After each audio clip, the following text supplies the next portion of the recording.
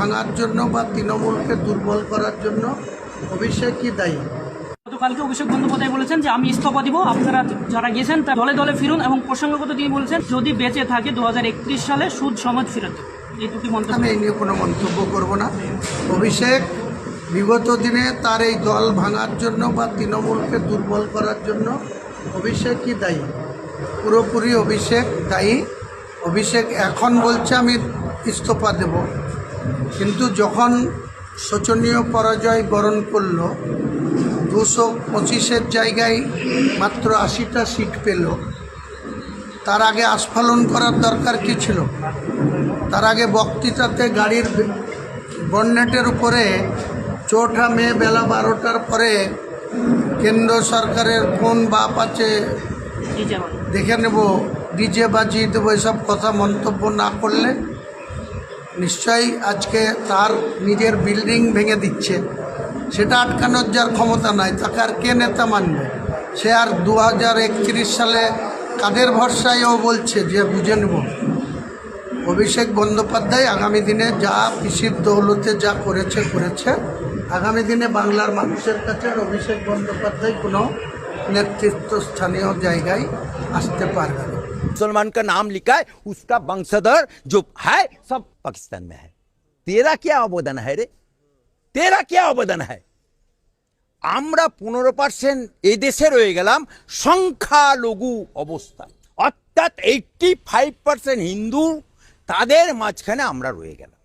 এবারে যখন পাকিস্তানে চলে গেল মুসলমানরা, ইংরেজের সাথে শহীদ হওয়ার পরে চলে গেল, তখন বহু জায়গায় মসজিদ, যেমন এয়ারপোর্টে মসজিদ, যেমন আমার পশ্চিমবাংলায় বালি নিশ্চিন্দা গ্রামে যান, হিন্দু চারিদিকে, ওখানে এককালে প্রচুর মুসলমান ছিল, তারা পাকিস্তানে চলে গেছে, সেখানে এখন হিন্দুর বাস নিশ্চিন্দে। সেই মসজিদে ছাগল বাঁধা হচ্ছে, গরু বাঁধা হচ্ছে, কারণ সেখানে মুসলমান নেই। সেই বস্তিতে সেখানে একটা মুসলমানও খুঁজে পাবেন না নিশ্চিন্দা। আবার ভারতবর্ষের বুকে নিয়ার অ্যাবাউট আমাদের মুসলিম রাষ্ট্রীয় মঞ্চ, যেটার আমি ক্ষেত্রীয় সংযোজক, সেই ক্ষেত্রীয় সংযোজক, এটা সংঘর, আমরা তদন্ত করে সমীক্ষা করে দেখেছি ভারতবর্ষে নিয়ার অ্যাবাউট 2 থেকে 3 হাজার এরকম বিরান হয়ে পড়ে আছে মসজিদ, কারণ সেখানে মুসলমানই নেই। ঠিক সেই রকমভাবে এয়ারপোর্টে যখন মসজিদটা তৈরি হয়েছিল, তখন ওখানে বিশাল পরিমাণে মুসলমান ছিল, সেই মুসলমানরা চলে গেল পাকিস্তানে, মসজিদটা রয়ে গেল। পরবর্তীকালে ওটা airport authority, government of India পুরো জায়গাটা একর করল। বর্তমানে যে মসজিদটা বলছে, সেই মসজিদের দলিল নেই, সেই দলিল পর্চা নেই, রেকর্ডে নেই, যা আছে সেটা গভর্নমেন্ট অফ ইন্ডিয়া, আর ওখানে মুসলমানও নেই। সুতরাং মসজিদ আগে না আমার দেশ আগে?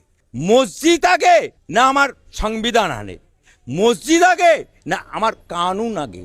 আমার নবী বলে গেছে, जिस देश में खाएगा, जिस देश में पैदा होगा, जिस देश में तुम रहेगा, जिस देश में तुम लालन पालन होगा, उस देश को सम्मान करो, उस देश को, संविधान को सम्मान करो, उस देश का झंडा को सम्मान करो, उस देश को चुम्बन, माटी को चुम्बन करो। তাহলে এটা আমার নবী বলেছে, তাই ওটা ইন্টারন্যাশনাল যেহেতু বিমানবন্দর, ওখানে চীনের সাথে কন্টাক্ট, ওখানে রাশিয়ার সাথে কন্টাক্ট, বাংলাদেশের সাথে কন্টাক্ট, পাকিস্তানের সাথে কন্টাক্ট, আফগানিস্তানের সাথে। কিন্তু সেই ইন্টারন্যাশনাল বিমানবন্দরকে সিকিউরিটির স্বার্থে, নিরাপত্তার স্বার্থে, যেখানে মুসলমান অধিবাসীই নেই, এয়ারপোর্টের ভেতরে কি মুসলমান বাস করে? না, তাহলে বাইরে থেকে লোক যায়, কিন্তু বাসিন্দা তো না। তাহলে সেই জায়গায় মসজিদটা যদি স্থানান্তরিত করা হয়, কোন সা পাপ হোগা, কোন সা গুনাহ হোগা? কই মুসলমান, এই যে সিদ্দিকুল্লাহ বলছেন, আরে নট কর সিদ্দিকুল্লাহর বাচ্চা, তুই তো সালা চৌধুরী, বর্ধমানের ছেলে, আমি সৈয়দ বংশের ছেলে, তুই তো শুনে মুসলমান, তুই তো হিন্দু থেকে মুসলমান, তুই তো কনভার্টেড মুসলমান। আমি তো কনভার্টেড মুসলমান না, আমি তো সৈয়দ বংশের ছেলে। আমাকে বলতে পারবে কেউ কনভার্টেড মুসলমান? চ্যালেঞ্জ। তোর রাজনীতি, তুই তো থাকিস শ্বশুর বাড়িতে, তোর বাড়ি তো বর্ধমান। ও নিজে একটা রাজনীতি দল করেছিল মুসলমানদের, পিডিসিআই, দলটার নাম শুনে নিন, পিডিসিআই। আর সিদ্দিকুল্লাহর বাচ্চা যদি ক্ষমতা থাকে আমার কথার উত্তর দিবি। যদি এক বাপের পয়দা হবি তুই, এক বাপের পয়দা হলে তুইও বর্ধমানের ছেলে, আমিও বর্ধমানের ছেলে। আচ্ছা তেরা কিতনা দম হয়? আমি তো জমিদারের ছেলে, তুই তো সালা জমাদারের ছেলে। তোর দল তৈরি করলো এবং জমিয়তে উলামা হিন্দ একটা মুসলমানদের সামাজিক সংগঠন, মুসলমানদের সমাজের উপকার করবে বলে। কিন্তু সেই দল এবং জমিয়তে উলামা হিন্দ, মুসলমান কোনোদিন, ইমানদার মুসলমান কোনোদিন দেশের সম্পত্তি নষ্ট করবে না। ইমানদার মুসলমান কোনোদিন বেগুনাকে মারবে না। মুসলমান, ইমানদার মুসলমান বেজবাব জানোয়ারকে পিটবে না। মুসলমান কোনোদিন কোনো বদকাম নেই করেগা। কিন্তু সিদ্দিকুল্লাহ চৌধুরী এতটাই বদকাম করেছে, জমিয়তে উলামা হিন্দকে সঙ্গে নিয়ে এই কলকাতা রাজপথে বামফ্রন্টের আমলে একদিনে 18খানা বাস পুড়িয়েছে, একদিনে 3টে ট্রাম পুড়িয়েছে। সিদ্দিকুল্লাহ চৌধুরী নিজে বোম মেরেছে, চ্যালেঞ্জ করছে, আমার কাছে ডকুমেন্ট আছে। তারপরে নন্দীগ্রাম, সেখানেও নকশালের সাথে জোট করে ও গণ আন্দোলন করেছে। সুতরাং তারপরে মমতা বাবু আসার পরে মুসলমানদের মসিয়া হয়ে গেছিল, তখন মুসলমানদের মসিয়া হয়ে গেছিল। তসলিমা নাসরিনকে বিরুদ্ধে রাস্তায় নেমেছিল। সেই মুসলমানদের মসিয়া, সফেদ ঘোড়া, মুখে দাড়ি, মাথায় টুপি, মৌলানা, সবাই সম্মান করবে, সে মুসলমানদের মসিয়া হয়ে গেল।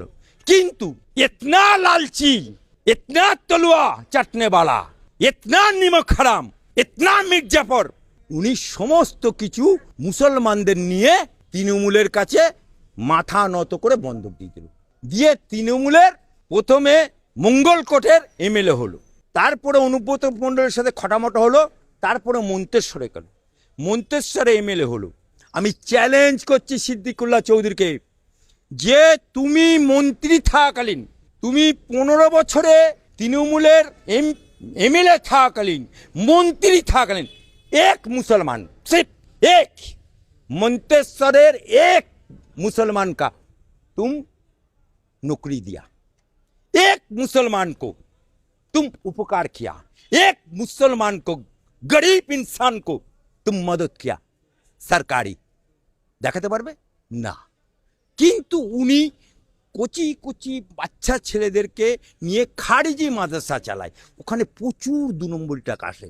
কুয়েত থেকে, আরব থেকে ওর বিরুদ্ধে যদি তদন্ত হয় না, ওর খাটিয়া খাড়া হয়ে যাবে, খাটিয়া খাড়া হয়ে যাবে।